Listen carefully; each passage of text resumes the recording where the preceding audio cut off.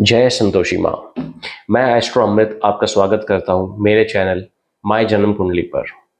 मैंने ये चैनल इसलिए इसलिए बनाया है ताकि मैं वैदिक एस्ट्रोलॉजी के उन मूल सिद्धांतों को या उन मूल तत्वों को आपके समक्ष ला सकूं, जिन मूल सिद्धांतों और मूल तत्वों का जो हमारे एस्ट्रो मित्र होते हैं, जो हमारे साथी होते हैं, वह भी उन सूत्रों का प्रयोग करके लोगों को दिशा और निर्देश देते हैं।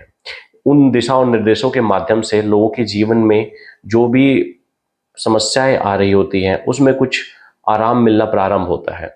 परंतु कई बार क्या हुआ है, मैंने ये देखा है कि जो जातक होता है वो हमारे जो मित्र जो जानकारी देते हैं यूट्यूब के माध्यम से, सोशल मीडिया के माध्यम से या पॉडकास्ट के माध्यम से या और भी किसी माध्यम के द्वारा जानकारी देते हैं, तो उसमें उन्होंने जो राशि, जो लग्न या जो भी सूत्र बताए होते हैं, तो व्यक्ति, क्योंकि हर व्यक्ति को अपनी कुंडली का ज्ञान नहीं हो सकता, क्योंकि एक कुंडली का ज्ञान केवल एक एस्ट्रोलॉजर के पास ही होता है। तो वो व्यक्ति क्या करता है, वो ये सोचता है कि यदि मैं उस उपाय को या उस सूत्र को अपना करके मेरे जीवन में जो परेशानी आ रही है उसका समाधान मैं कर लूं, वो उपायों को करता है। कई बार क्या होता है कि सही उसका समय चल रहा होता है तो वो उपाय उसको काम नहीं करते हैं, परंतु कई बार बार बार उस उपाय को प्रयास करने से अगर वो उसी कुंडली के अनुसार सकारात्मक नहीं होता है तो वो अपनी कुंडली के अशुभ भावों को एक्टिव कर लेता है, जिसके कारण उसके जीवन में अचानक से बदलाव आना शुरू हो जाता है और धीरे धीरे जो पॉजिटिव चीजें होती हैं वो अचानक से ही बदलनी शुरू हो जाती हैं।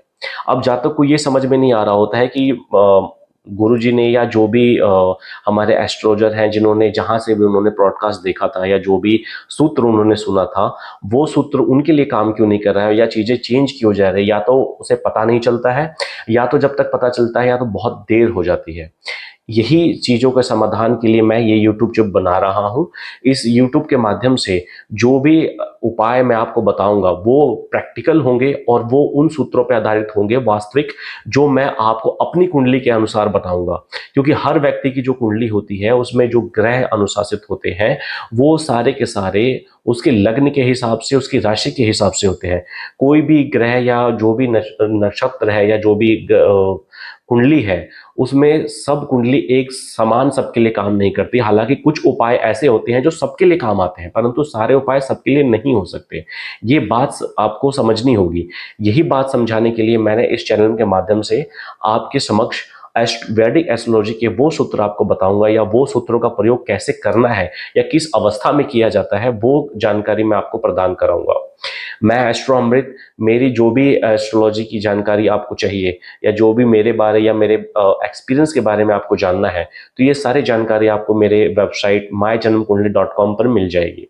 myjanamkundli.com की जो वेबसाइट है उसका लिंक मैंने अपने इस चैनल के डिस्क्रिप्शन में मेंशन किया हुआ है।